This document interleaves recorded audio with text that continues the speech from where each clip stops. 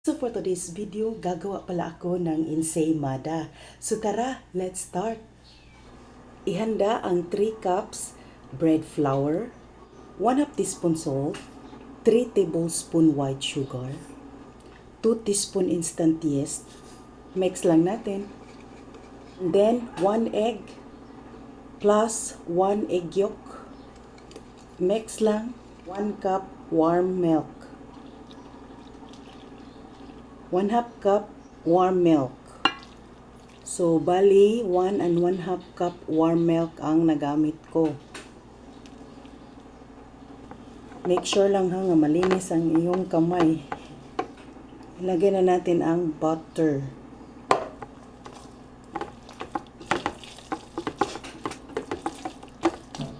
Naglagay na pala ako ng mantika. I-rest lang natin ng 1 hour. After 1 hour, tingnan na natin. So, double size na ang ating dough. Papunch lang natin.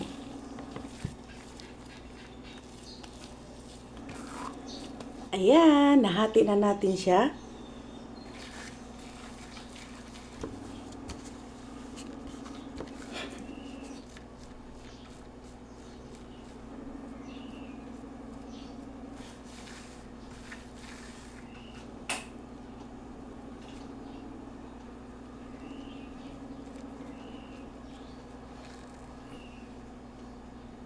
So, i-rest natin siya ng 30 minutes. Magpahid na tayo ng milk oven.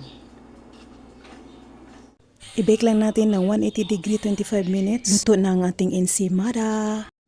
Pahiran natin ng margarine habang mainit pa and then ikukot natin siya sa white sugar. Luto na ang ating ensaymada.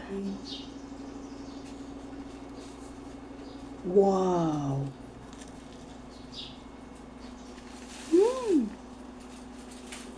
Kalami. Humok kayo.